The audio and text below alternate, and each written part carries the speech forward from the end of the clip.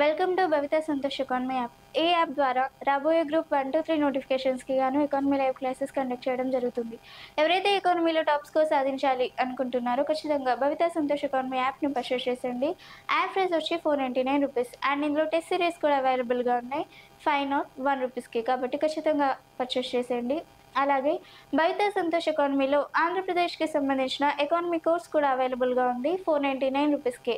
అలాగే జియోగ్రఫీకి సంబంధించిన test series కూడా అవైలబుల్గా ఉన్నాయి ₹25కి 1400+ బిట్స్తో. కాబట్టి ఖచ్చితంగా భవిత సంతోష్ ఎకానమీ యాప్ని పర్చేస్ చేసేయండి.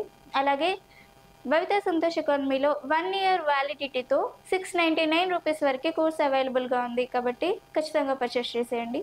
అండ్ భవిత సంతోష్ ఎకానమీలో డైలీ కరెంట్ అఫైర్స్ అనేవి తెలుగు మరియు ఇంగ్లీష్ మీడియంలో కూడా అవైలబుల్గా ఉన్నాయి. కాబట్టి ఖచ్చితంగా పర్చేస్ చేసేయండి.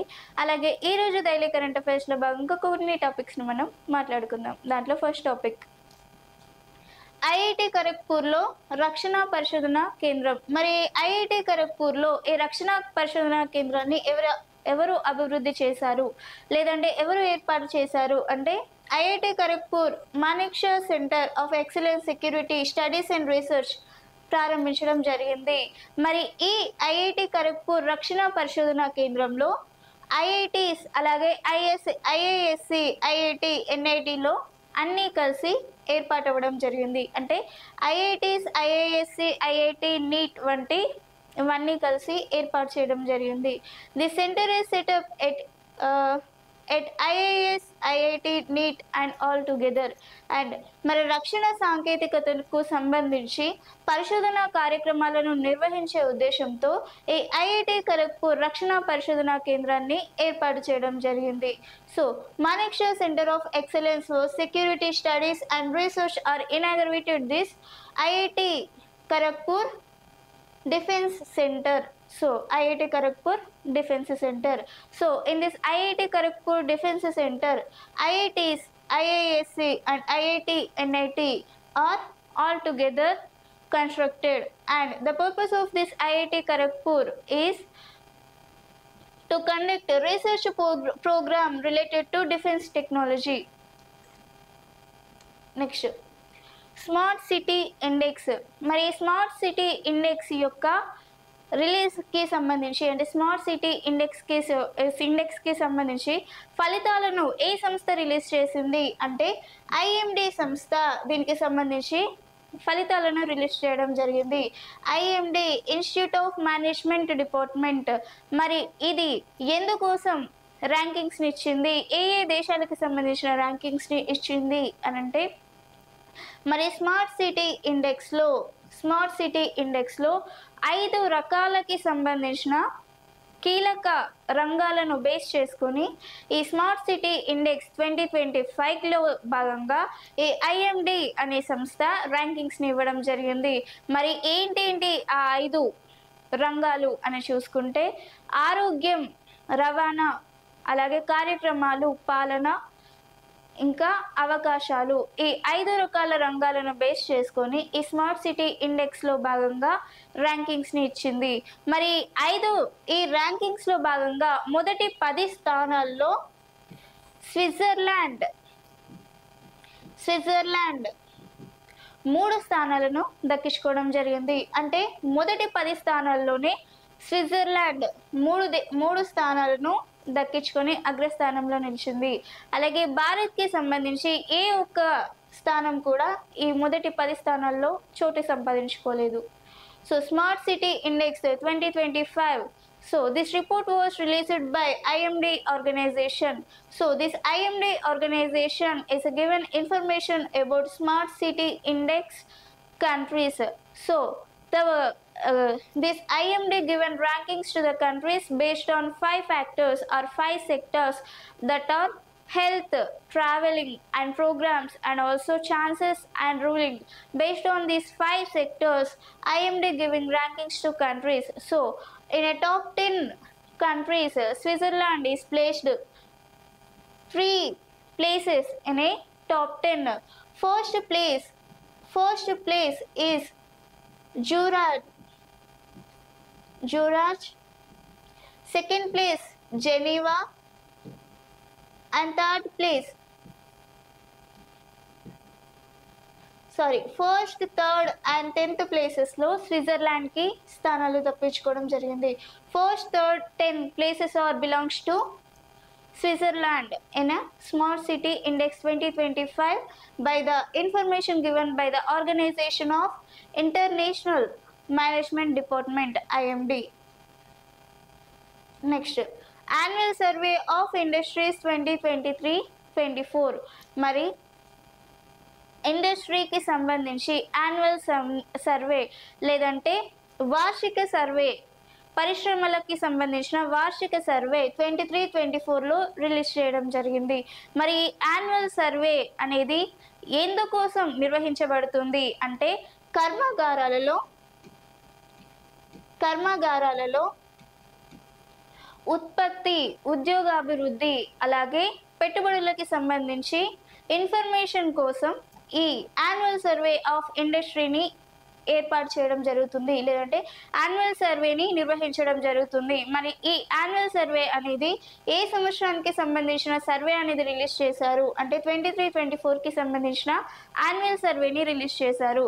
మరి యాన్యువల్ సర్వే అనేది దేని ద్వారా రిలీజ్ చేశారు అంటే మోస్పీ అనే సంస్థ ద్వారా రిలీజ్ చేయడం జరిగింది.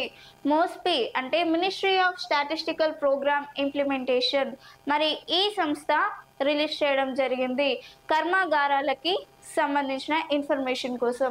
మరి ఇందులో భాగంగా జీవీఏ గ్రాస్ వాల్యూ యాడెడ్కి సంబంధించి 11.89%గా ఉందని ఇందులో అంచనా వేయడం జరిగింది, లేదంటే రిలీజ్ చేయడం జరిగింది.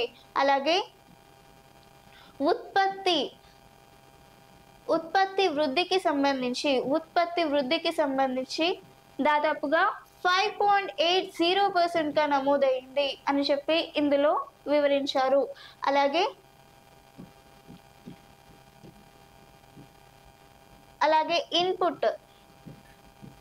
ఇన్పుట్ లేదంటే ఉద్యోగాభివృద్ధికి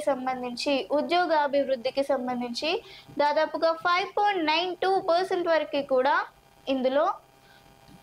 ఇందులో చేరుకుంది అని చెప్పి వివరించడం జరిగింది. ఎవరు? మోస్పీ అనే సంస్థ దీనికి సంబంధించిన ఇన్ఫర్మేషన్ని రిలీజ్ చేసింది. ఉద్యోగాలలో 5.92% వరకు, అలాగే ఉత్పత్తి వృద్ధిలో 5.80%కి, అలాగే జీవీఏలో గ్రాస్ వాల్యూ యాడెడ్లో 11.89% వరకు ఉంది అని చెప్పి రిలీజ్ చేయడం జరిగింది.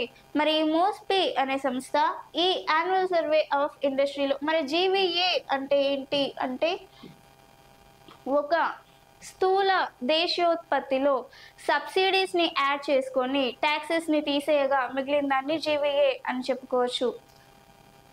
So, Annual Survey of Industries 23-24 report was released by MOSPI organization. MOSPI is known as Ministry of Statistical Program Implementation. So, in this report, GVA gross value added is recorded up to 11.89% and production growth will increases up to 5.80 and input or employment growth or increases up to 5.92% and the MOSPI releases this annual survey of industries survey. The purpose is to give information of growth investments and also employment details and industries details, and because of this purpose annual survey of industries survey reports are released by MOSPI organization. So the MOSPI organization releases this report.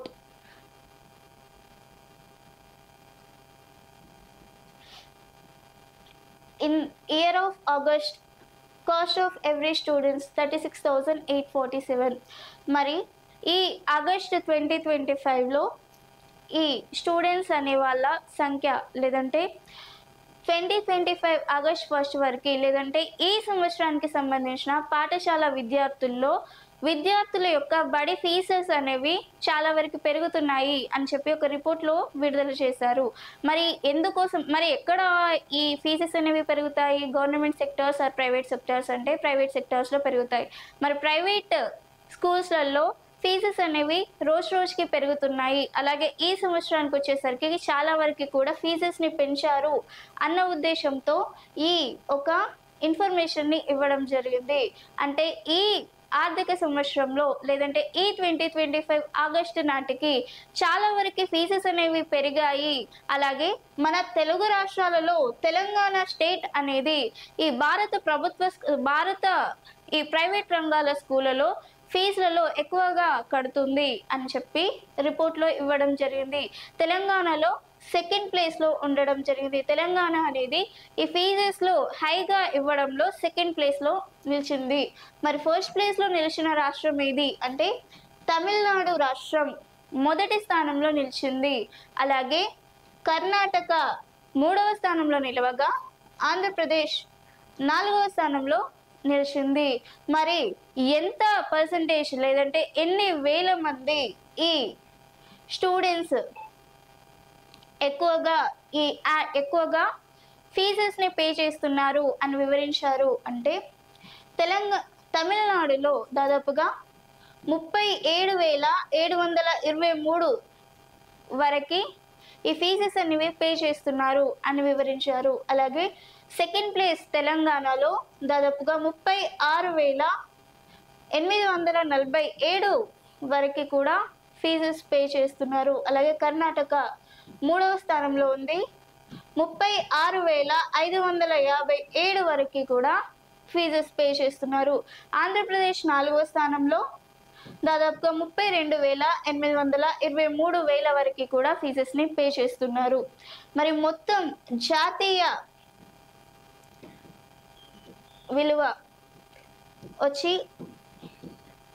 25,002 అని చెప్పుకోవచ్చు. అంటే జాతీయ సగటు మొత్తం 25,000 వరకి అంటే almost 25,000 వరకి కూడా ఫీజెస్ అనేది పే చేస్తున్నారు అని చెప్పి ఇందులో వివరించడం జరిగింది.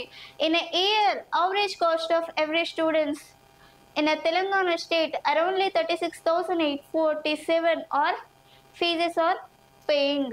And a highest paying state is Tamil Nadu up to 37,723 and second place Telangana 36,847 and third place Karnataka 36,557 and fourth place is Andhra Pradesh up to 32,823 and national value or national average is up to 25,000. This information is given.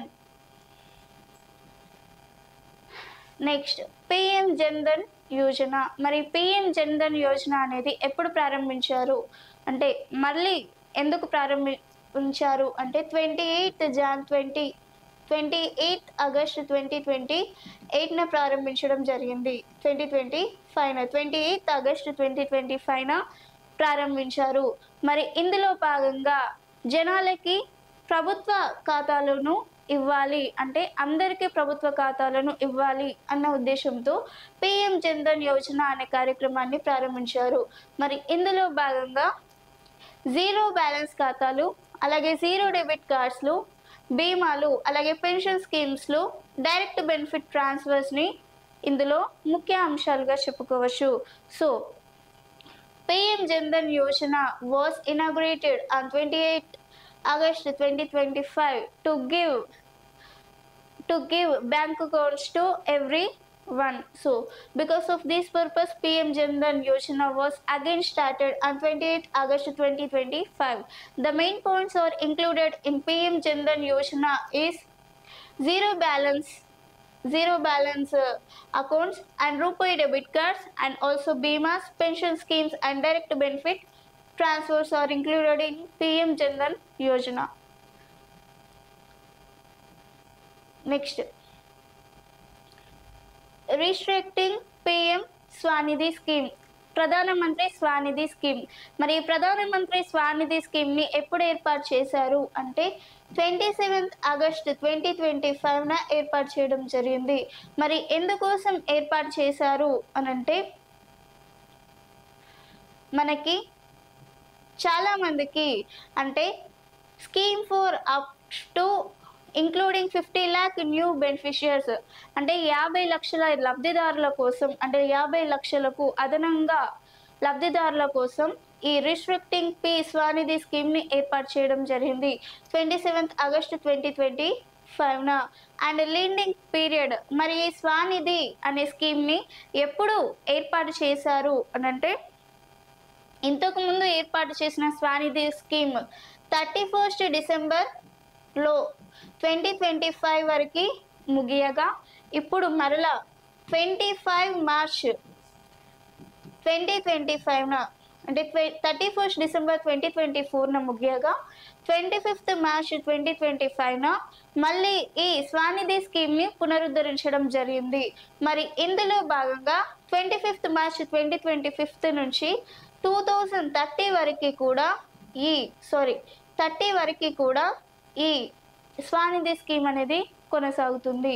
మరి ఇందులో